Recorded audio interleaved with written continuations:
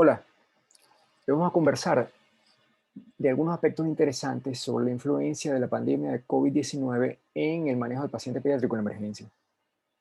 Mucha de la información que voy a compartir con ustedes está disponible en este excelente suplemento sobre COVID-19 versión 2, producido por varios especialistas de la Sociedad Venezolana de Puricultura y Pediatría y disponible en nuestra página web. Altamente recomendable. Si nos basamos en información reciente que estima la verdadera incidencia de casos de COVID-19 aquí en Venezuela y sumado a la imposibilidad hasta ahora de lograr un programa de inmunizaciones eficiente y rápido que nos proteja contra esta enfermedad, está claro que vamos a estar hablando de COVID-19 en este país por mucho tiempo. Pero afortunadamente en el transcurso de año y medio de la pandemia, los pediatras hemos aprendido que afortunadamente, comparado con los adultos, en el niño COVID-19 es una enfermedad menos frecuente y mucho menos severa con menos requerimientos de infraestructura hospitalaria y potencialmente incluso con menor transmisibilidad en los ambientes hospitalarios, particularmente en la emergencia pediátrica. Esto pudiera modificar de alguna manera lo que hemos venido haciendo hasta ahora y de alguna manera también hacer que estimemos mejor el balance daño-beneficio de algunas intervenciones diagnósticas y terapéuticas que hacemos en estos casos. Nos han dicho que es una enfermedad que se presenta de una manera muy polimorfa desde el punto de vista de cuadros clínicos, generalmente leve a moderada y difícil de distinguir clínicamente de otras infecciones que frecuentemente vemos en el paciente pediátrico en la emergencia. La excepción parece ser la enfermedad grave que requiere soporte vital avanzado, afortunadamente, y hemos aprendido también que no es infrecuente que pacientes que consultan en la emergencia pediátrica por otras causas tengan pruebas positivas que coinciden con una enfermedad asintomática junto con el problema que les llevó a la emergencia. Y se nos ha dicho que en la emergencia pediátrica todo puede ser COVID. Y si verdaderamente todo puede ser COVID, esto es importante que el paciente pediátrico sepamos que tenga COVID o no desde el punto de vista de su manejo médico, cómo cambia esto la dinámica en el servicio de emergencia. Esta es una cosa que sería interesante que discutiéramos. Utilizando alguna data de otros países que son los que llevan los números, desafortunadamente, vemos que incluso sabiendo que todavía se hacen pocas pruebas en el paciente pediátrico, es la minoría de los pacientes pediátricos a los cuales se le hace prueba que tienen pruebas positivas, lo cual quiere decir que la mayoría de las veces que veamos pacientes con síntomas en la emergencia pediátrica probablemente no van a ser COVID. Esto no quiere decir que nos olvidemos de la enfermedad, pero que no caigamos en el sesgo cognitivo de enfocar todo a través de COVID y dejemos pasar problemas potencialmente mucho más graves en el niño. Datos de otros pacientes latinoamericanos dicen que efectivamente están aumentando el número de pacientes pediátricos, sobre todo en el grupo de adolescentes, adultos jóvenes, que probablemente tienen un comportamiento social más similar al de los adultos. No sabemos si las variantes del virus tienen que ver con este aumento, no sabemos si la fatiga de confinamiento también está haciendo que nos expongamos más.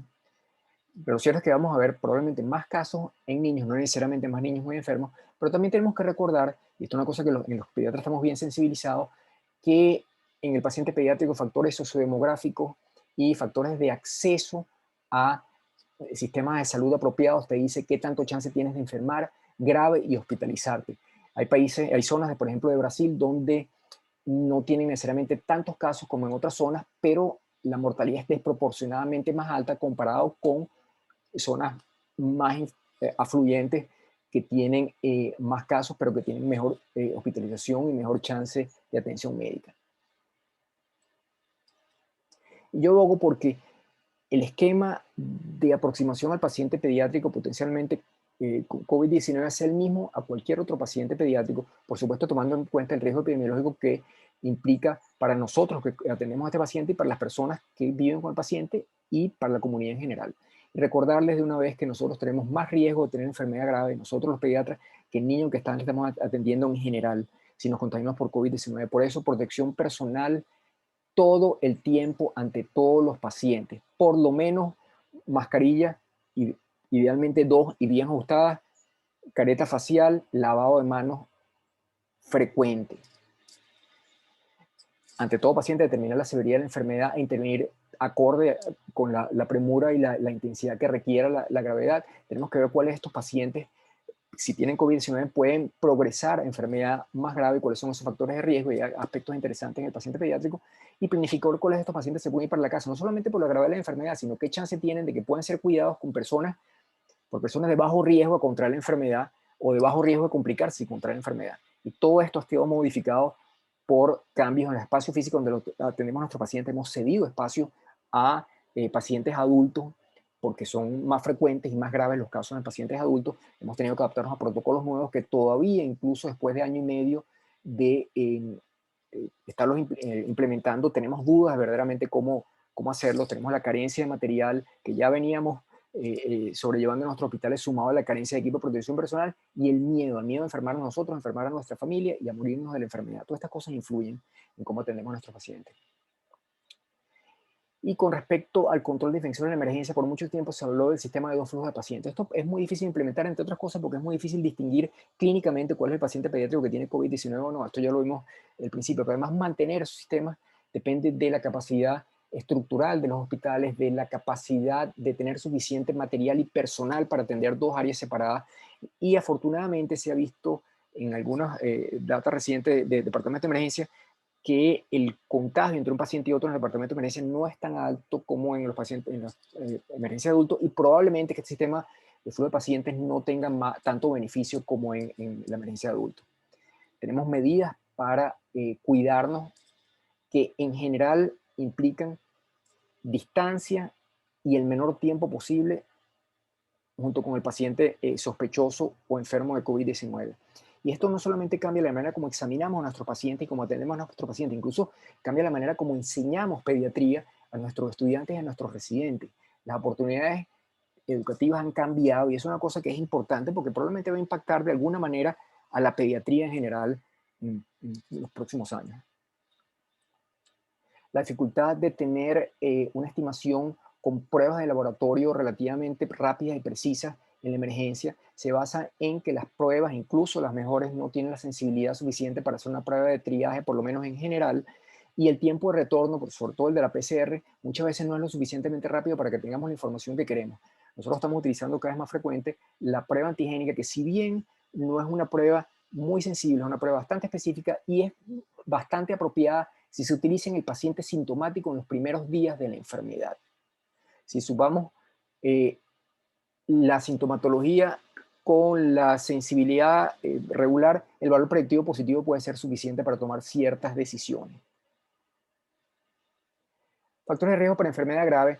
Hay algunos factores de riesgo que son comunes a todo paciente crónicamente o gravemente enfermo, que hace que cualquier enfermedad lleve a un posible ingreso a la unidad de cuidados intensivos. Sobre todo enfermedad renal o enfermedad cardiovascular. Y la presencia de más de una comorbilidad aumenta casi 10 veces el chance de que muera por el COVID-19 un niño. Pero hay factores interesantes que no tomamos en cuenta antes. Por ejemplo, obesidad, que desafortunadamente es muy frecuente en la población general y que aumenta el chance de muerte, sobre todo para enfermedad respiratoria, incluso para el síndrome inflamatorio multisistémico y sobre todo en pacientes, en niños mayores adolescentes. De manera interesante, asma, que era un factor de riesgo importante para deterioro en patología respiratoria, más bien se ha encontrado en otras investigaciones que no aumenta el riesgo, e incluso en esta base de datos interesante y grande de Brasil, que incluso puede tener un factor protector para enfermedad grave por respiratorio por COVID-19. Esto sería interesante discutir por qué puede ser. La evaluación del paciente agudamente enfermo se basa en triángulo de evaluación pediátrica, que ustedes deben estar familiarizados, signos vitales e idealmente saturación de oxígeno. Con esto muy rápidamente y sin examen en el laboratorio tenemos una muy buena idea del tamaño de la enfermedad. Y bueno, yo siempre digo a las personas con que hablo que el paciente grave no es tanto difícil de diagnosticar, sino difícil de tratar. Y bueno, el paciente con COVID respiratorio grave se presenta como una neumonía severa, con dificultad respiratoria severa, con taquipnea y disnea importante y con una saturación de oxígeno en aire ambiente por debajo de 92. O sea, y aquí el reto es corregir la hipoxemia. Por supuesto, este es un paciente que necesita evaluación radiológica que nos puede orientar no solamente si es COVID o no COVID, para lo cual la radiología no es tan buena como vamos a ver, sino si hay complicaciones importantes, grandes que tenemos que corregir. Estos son pacientes que en general requieren exámenes de laboratorio para diagnóstico diferencial, aparte del tratamiento de soporte para de hidratación y fiebre y nutrición, considerar qué tratamientos pueden beneficiarlo, probablemente dexametasona es una de las cosas que está bastante clara que podemos empezar desde la emergencia. Antibióticos en general para pacientes con cuadros respiratorios severos, que no se puede descartar una neumonía bacteriana, con por supuesto, la responsabilidad de escalar en caso de que sea apropiado. Considerar oseltamivir si tenemos la duda de influenza, y estos pacientes generalmente requieren hospitalización en un área de monitoreo avanzado y frecuentemente en unidad de cuidados intensivos, sobre todo si necesitan administración de oxígeno por métodos que van más allá de los convencionales para nosotros. Es más complicado al paciente con COVID respiratorio leve, que es similar a los pacientes con neumonía leve o los pacientes con infecciones respiratorias biliares tipo bronquiolitis, que los pacientes están ligeramente taquipnéicos, que no están hipóxicos. Y la dificultad es que estos pacientes en general uno debe tratar de manejarlo lo más expeditamente posible. Considera evaluación radiológica solamente si de verdad va a cambiar la posibilidad de que usted crea que el paciente va a hospitalizarse o no. En general, estos pacientes no necesitan exámenes de laboratorio, a menos que usted tenga una duda razonable de que tenga una infección bacteriana asociada. Generalmente, tratamiento general de soporte de fiebre, hidratación y nutrición. Considerar antivirales contra COVID-19, si se tiene una buena idea que es COVID-19, sobre todo en pacientes que tengan riesgo a progresión. En los pacientes previamente sanos, muchos de ellos pueden perfectamente manejarse sin necesidad de un tratamiento específico para COVID-19, oseltamivir en caso de influenza, en caso de que tengan riesgo de descompensación, pacientes cardiorrespiratorios, pacientes con problemas neurológicos severos. Y muchos de estos pacientes se pueden manejar de manera ambulatoria si tienen un cuidador que los pueda manejar sin mayor riesgo de que se contagien, tengan enfermedad grave, si pueden reportarnos progreso de enfermedad y si pueden regresar al hospital relativamente rápido. Si no, podemos utilizar un monitoreo, zona de monitoreo convencional con aislamiento respiratorio. Aislamiento respiratorio en estos pacientes, por supuesto, distancia, mascarilla a todo paciente que pueda mantenerla, generalmente pacientes mayores de 2-3 años. Como la oxigenoterapia es una de las cosas que es la clave fundamental del manejo de estos pacientes cuando tienen patología respiratoria, hay que saberlo hacer bien. Generalmente mantener la saturación de oxígeno entre el 92 y 94% es suficiente. Y recuerden que el oxígeno en exceso no solamente es dañino, sino que el oxígeno es un bien que se acaba y que es necesario y escaso en estos momentos. El oxígeno que usted utiliza mal le hace falta después a otro paciente que lo necesite. Entonces tenemos que tratar de utilizarlo con criterios de escasez. Usualmente bigotes nasales y máscaras con reservorios son los más apropiados, incluso pueden combinar uno con otro, aumentando el flujo de la cánula nasal, podemos dar un poquitico de presión positiva, incluso hasta llegar a alto flujo utilizando oxígeno humidificado y tibio. Hablamos ya de la posición prone en otras oportunidades que puede beneficiar a los pacientes incluso si no están intubados y si el paciente lo tolera apropiadamente. Es más fácil decirlo que hacerlo, que el paciente pase suficiente tiempo boca abajo, sobre todo el paciente pediátrico. Y recordar, por supuesto, protegernos cuando estamos en oxigenoterapia o cualquier tratamiento que implique posible dispersión de aerosoles. Fíjense ustedes que los nebulizadores producen mucha dispersión de aerosoles potencialmente infectantes y por eso debemos verdaderamente considerar si el paciente necesita nebulizaciones. Nosotros desafortunadamente probablemente tenemos más nebulizaciones de las que necesitamos. Las cánulas nasales no producen tanta dispersión de aerosoles, pero siempre se puede proteger al personal y a los familiares alrededor poniendo una mascarilla por sobre la interfase que usted va a utilizar y nosotros conseguimos allá en nuestra emergencia unas láminas de plástico en las que se utilizan las tintorerías que hemos hecho simulaciones para ponerlas sobre los pacientes mientras se nebulizan y en los pacientes cuando estamos haciendo simulaciones de reanimación cardiopulmonar. Ante la escasez de unidades de cuidados intensivos y la posibilidad de tener que escalar la administración de presión, no solamente de concentración de oxígeno, tenemos que ser creativos, poder utilizar otros instrumentos para dar presión positiva, como puede ser el CPAP de burbuja, que siendo artesanal tiene una función interesante en pacientes, probablemente hasta 10-12 kilos, y es una cosa que se puede montar en una emergencia con instrumentos que se tienen disponibles fácilmente. Con respecto a la imagenología, después de un año y medio de pandemia, los grupos de radiólogos que han visto muchos pacientes con COVID en otros países insisten que la radiografía tórax es el método diagnóstico inicial más apropiado, suficiente para la mayoría de los casos para diagnosticar posibilidad de enfermedad y severidad de enfermedad, que la tomografía debe ser la excepción en pacientes que usted piense que puede haber un diagnóstico diferencial o una complicación. Ambos métodos son poco específicos, muy sensible a la tomografía, pero no necesariamente una tomografía te dice que es COVID o no. Una radiografía no te dice necesariamente que si es COVID o no, y algunos patrones radiográficos que son más característicos que se pudieran discutir después. El problema de la tomografía es básicamente la exposición a radiación en un paciente que probablemente no va a tener riesgo de enfermedad grave, sobre todo cuando se utiliza como triaje para ver si el paciente está enfermo o no, que no es una manera apropiada. Probablemente el método ideal, por lo fácil de hacer, sería, y por lo preciso, sería la ultrasonografía pulmonar, si está disponible y si hay persona que sepa hacerla, pero desafortunadamente expone al ultrasonografista a la posibilidad de contagio. Es una persona que tiene que estar, por supuesto, con su equipo de protección profesional bien puesto. Hablando de síndrome inflamatorio sistémico, no vamos a elaborar mucho de esto. Pacientes con fiebre, dolor abdominal severo, diarrea y vómitos se presentan muy frecuentemente a la emergencia y pueden tener cuadros que van desde pielonefritis a sepsis intraabdominal, a neumonías basales. Hay una cantidad de cosas que pueden parecerse a esto. Pero ya que se presenten, además de esto, con grito de hernia, inyección conjuntival, no es tan frecuente. Entonces ya tenemos que empezar en otras cosas.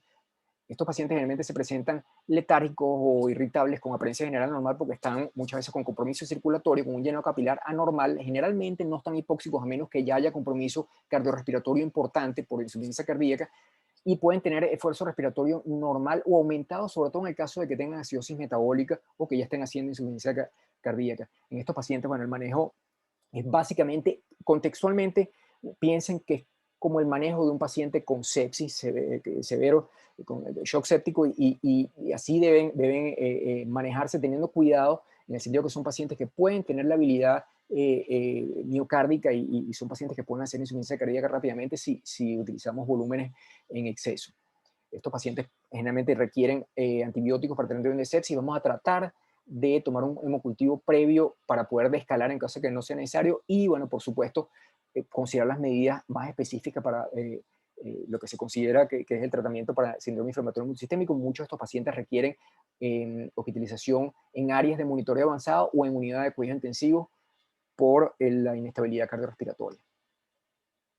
Pero se parece a otras cosas, esto dentro de todas las enfermedades que vemos en nuestro país, síndrome inflamatorio multisistémico pediátrico se suma al grupo de cosas que se pueden presentar con fiebre, mialgia, puede parecerse a malaria en algunas cosas, puede parecerse a leptospirosis en algunas cosas, puede parecerse a dengue en muchas cosas, puede parecerse a sepsis bacteriana de punto de partida gastrointestinal, renal. Entonces, recuerden, piensen qué puede tener este paciente si no estuviéramos en la época de pandemia de COVID.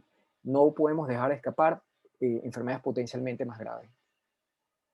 Algunas cosas que te ayudan a distinguir: los pacientes con COVID-19 tienen más manifestaciones respiratorias, excepto que sea una sepsis de punto de partida respiratorio. Los pacientes con síndrome inflamatorio multisistémico tienen los cambios mucocutáneos y muchas manifestaciones gastrointestinales, que es una de las cosas que te ayuda a distinguirlos clínicamente. Y desde el punto de vista del laboratorio, los pacientes pueden tener algunas cosas más o menos características, sobre todo los más enfermos pueden tener linfocitosis, proteína C reactiva muy elevada, sobre todo en el caso de síndrome inflamatorio multisistémico. Eh, Exámenes que se piensan que son diagnósticos muy específicos de COVID-19 y síndrome inflamatorio multisistémico, de lo que te hablan es de inflamación. Fibrinógenos altos se ven en otras enfermedades como sepsis, como dengue. El dímero D alto se puede ver elevado en otras enfermedades también. Son valores muy elevados los que te sugiere el problema. Los pacientes con síndrome inflamatorio multisistémico que tienen falla cardíaca, tienen troponina elevada y péptido natriurético beta muy elevado, y esas son cosas que nos pueden ayudar en el diagnóstico. Pero los exámenes de laboratorio te ayudan en general más para sugerir que el paciente está gravemente enfermo, porque para decir que si tiene COVID o no, y de eso podemos hablar un poco más tarde. La hidratación, tener cuidado de los pacientes, no sobrecargar el volumen, ni los pacientes con problemas respiratorios, ni los pacientes con síndrome inflamatorio multisistémico. Uno puede pasar rápidamente de deshidratación a sobrecarga de volumen, es malo en ambos casos. El manejo de los pacientes que se presentan con cuadros gastrointestinales tipo gastroenteritis aguda se manejan según los protocolos usuales, enfatizando en tratar de utilizar más todavía la hidratación oral para evitar la exposición de personal de salud al paciente para cosas que no sean necesarias. Los tratamientos para COVID-19 en la emergencia. ¿Qué cosas pudiéramos tener necesidad de nosotros utilizar en la emergencia? Probablemente tanto para los pacientes con problemas respiratorios graves, con requerimientos de oxígeno, o para los pacientes con síndrome inflamatorio sistémico, podemos utilizar las primeras dosis de esteroides. Están bien determinadas en ambas situaciones. Nosotros los pediatras manejamos esteroides para otros problemas médicos. El uso de remdesivir, si bien está recomendado en los pacientes pediátricos con problemas respiratorios, importantes por COVID-19, todavía no hay suficiente evidencia en pacientes pediátricos. Lo que se hace es básicamente guiándonos en lo que se hace en los adultos. Y de manera interesante, en series grandes de pacientes pediátricos, donde se han visto números interesantes de pacientes, Remdesivir no se utilizó en un número particularmente alto de pacientes. O sea que incluso en sitios donde ven muchos pacientes pediátricos o más pacientes pediátricos con problemas respiratorios severos por COVID-19 no utilizan Remdesivir de entrada. No sé si es que son cautelosos o todavía no están seguros de la relación riesgo-beneficio de estos tratamientos.